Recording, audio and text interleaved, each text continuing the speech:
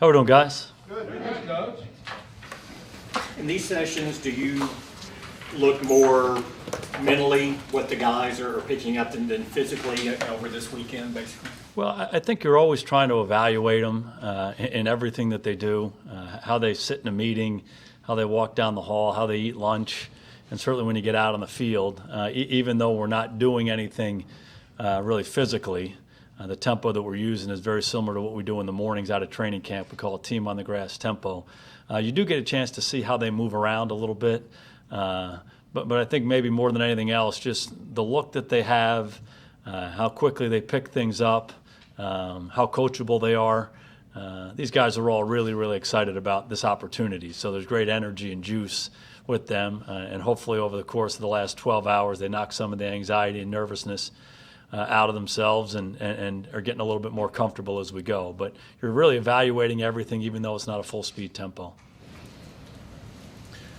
How often do you think back to your first moments in an NFL camp on a day like today?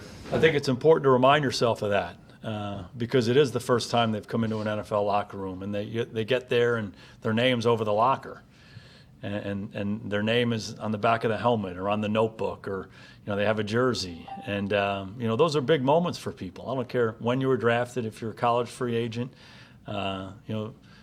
These guys have been thinking about this for a long, long time. So I do think you have to be mindful of that. I do think in a setting where it's just rookies, it's a little bit less intimidating to them. You come into a locker room and you see all these Pro Bowlers, these veteran guys around. All of a sudden, maybe it's a little bit of a different feeling. So we are trying to orient them. That's what it is. It's a rookie orientation, and I do think that allows the transition to happen maybe a little bit more smoothly for these guys. They can get a little information under their belt. But there's no question you reflect back on those things, and hopefully you try to have some understanding of that, when you're coaching them. What do you really try to impress upon them that first day when it's obviously a big day, they've gotten the nerves going, they're anxious, it's kind of like the first day of school. What sort of message do you try to drive home with those guys? Well, it's a great opportunity, an opportunity that they've earned. A lot of people have been involved in this in their lives, whether it's a mom or dad, older brother, a coach, a teacher, aunt, uncle, a grandparent, somebody has had a big influence, and probably in many cases, a lot of people have had a big influence. But ultimately, these guys have earned this opportunity to do something that they probably dreamed about since they were 8 years old. And not many people can say that in life. So I think it's important to recognize that opportunity, and everything that you do should reflect the appreciation for that opportunity. So we try to impress upon them that idea, the idea that they've earned a great opportunity for themselves, and now it's time to take advantage of it. So it starts there. The rest of it really is about the expectations, what they can expect from us as coaches and what we expect from them, and really what we're looking for. Ultimately, we're going to have 90 guys in our team. We're going to try to get down to 53, and we got to decide how we're going to pick them. And we think it's important as a coaching staff to make sure we're abundantly clear with everybody what we're looking for each and every day. And to say that right at the outset, I think is important for these guys. Now they know, what they need to do to achieve this goal that they have. So we try to be really clear, crystal clear with all those ideas, and then we get to work. We try to teach them the specific position skills, the scheme that they're going to be required to do, and there's a lot of information that goes with that too. But we start in a big picture, and then we get closer and closer and closer and whittle it down to what they need to do each day. Over time, you always stress the history of this franchise and some of the great players that have been through. With that in mind, what does it mean that Larry Allen Jr. is here, and what do you remember him from on the sidelines, in the locker rooms, just when he was a kid around with his? Well, you said it. His dad is arguably one of the greatest players in the history of the National Football League, among the best offensive linemen ever to play, and certainly among the best players ever to play in this organization. So I was fortunate to play with Larry for 6, 7, 8 years, and he's just a great football player and a great man. And we were fortunate to have him here. And, young Larry, we got to know him when he was young. We actually tried to recruit him to go to Princeton, and he chose Harvard instead. But he was a really accomplished football player and accomplished young man, throughout high school. And we all knew about him and followed his career. And I had a great visit with his coach, Tim Murphy, about him, right around draft time, and he just endorsed him to the highest, both as a player, a guy who could be a candidate to make our football team, but maybe more importantly as a person. Larry was raised well. He was raised around football, but also was raised in a real well-rounded way. And he has a lot to offer as a person. And I think he's excited about this opportunity. And it's really fun for us to have him here. When you were showing the players the touchstone, did you point out Larry Allen Sr. on the Pro Bowl wall, or are you trying to avoid some of that so that? Yeah, Larry Allen Jr. is here because he's a really good football player. That's why he's here. And like I said, I've known about him since high school and, followed his career through college, and he's a good football player. And so there's no question it's a great story, and we have so much admiration for his dad and for his family.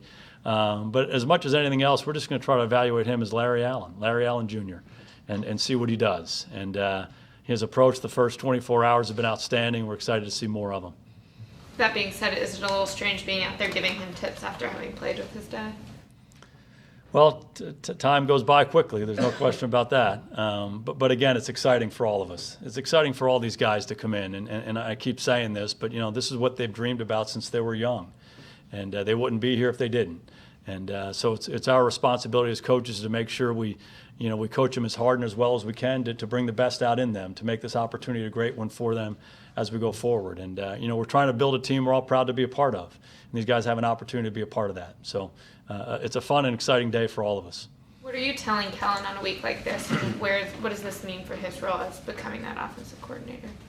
Kellen's done a great job, all the way through the process. We've done a lot of football, as a staff with Kellen for the last few months, and he's done an outstanding job with our veteran players here the last month or so. And it's another opportunity for all of us to grow as coaches, individually and collectively.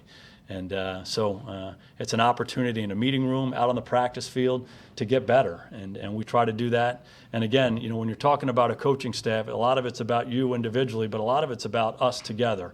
How we're saying it, how we're teaching this, making sure we're all on the same page so we convey a really clean message to the players. So, whenever you have new staff members or staff members in different roles, you have to keep reaffirming that. And I've heard a lot of coaches through the years say, that's like practice coaching, and maybe saying that in a disparaging way.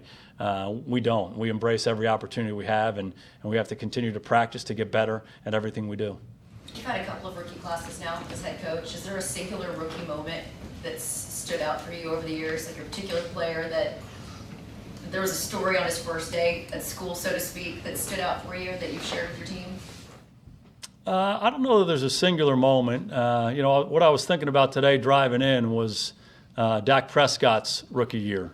And if you remember, Dak played a lot of his college career in the shotgun, and we were going to be under center. And it was early on in a run drill, early on in his first practice, and he wasn't doing a very good job getting the snap and getting away to get the ball deep to the runner. And I got on him a little bit. I said, "What are you doing? You got to get the ball back to this guy." And I kind of explained to him that I had to put mental weight on one foot and really push and drive back. And he was kind of looking at me like I didn't know how he was taking it. But it was amazing how he processed the information and how on the next rep it got better. The next rep after that got better. And by the end of practice, the thing that was a concern at the outset was like no longer a concern. And I kind of walked off the field saying, this kid's really interesting. Just the approach that he takes and how serious he was and how coachable he was to get better. And that's the way he's been ever since. Tristan Hill, what kind of impression or has he left on you now that you've been around him in this setting a little bit? Yeah, we haven't been around him much. Still we're just a day into this, but certainly an impressive young man, and that's one of the reasons we drafted him. We got to know him through the whole process. He's very likable. He's got great enthusiasm for life and for football. So it was good to see him out there. But he's like all of them. We're trying to get to know him, and they're trying to get to know what we want in every opportunity that we have together. How would you describe a prototypical under tackle in this defense? Oh, I think the word that jumps out to me is explosive, disruptive. They come in all shapes and sizes. The really good ones have great quickness. They're strong, they're powerful, and they continue to disrupt both in the run game and the pass game. If you picture a guy like Warren Sapp, maybe the best one that Coach Marinelli has had during his time in Tampa. If you go back and watch those tapes, he's just off the ball quicker than everybody and through the offensive line and just, raising hell and causing havoc for the opposing team. And that's really what you're looking for from this position. You have to be disciplined. You have to play the defense. It's not just, recess and a playground. But having some of those physical traits make a real difference. As a staff through the offseason and going forward, how much of a priority is it to try to ease the workload on Zeke a little bit, or find these couple of guys who can help spell him maybe more than that happened last year? Yeah, Zeke's a great football player. And one of the things that we love about Zeke is that he wants opportunities. He loves carrying the ball. Last year I think he caught 77 passes for us. So, his ability to do so many different things puts a lot of pressure on the defense. But, we believe very strongly in attacking different ways and trying to get different guys on each play in a position where they can threaten the defense. And, we like to, in a lot of ways, get other people involved at the running back position. Make no mistake about it, Zeke Elliott's going to be a huge part of what we do. But if we can take a few snaps off of him here and there and be able to put a running back in who we can trust to do some of the things that he's done for us, we certainly want to embrace that opportunity. But he'll be the featured guy in our offense like he has been.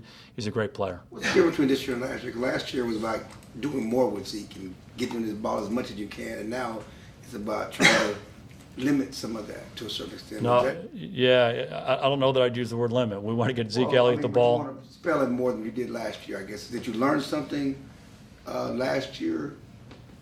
Yeah, again, I think we've always valued the second back. The way we use the running backs, they've been very productive for us. I mean, we've had guys who've won the rushing championship a number of times over the last few years, so we value that.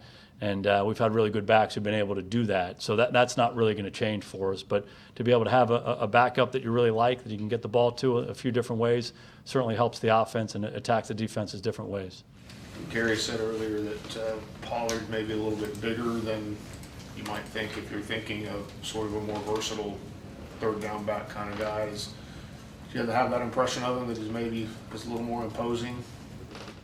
Well, we got a little bit of the impression at the Senior Bowl. He ran the ball between the tackles a little bit more than he had. So when we drafted him, there wasn't any sense that he wasn't a complete back. We feel like we've seen on tape him do a lot of different things: run the ball inside, run the ball outside, catch the ball out of the backfield, catch the ball from receiver positions, be a very productive special teams player beyond his just the productivity he's had as a returner. So we feel like he's a versatile guy and someone who can certainly help us. You mentioned before, these rookies have been conditioning for the draft more so than football, and that's part of the reason why you do these walkthroughs.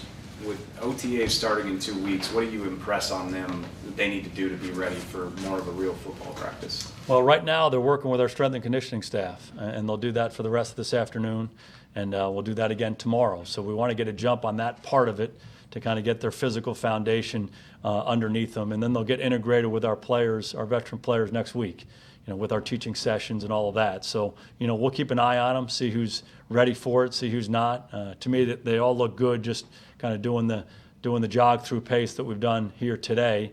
So no red flags yet. We'll just see how they're handling the physical workload and try to get them acclimated as we go. Thanks, Coach. All right, good to see you guys.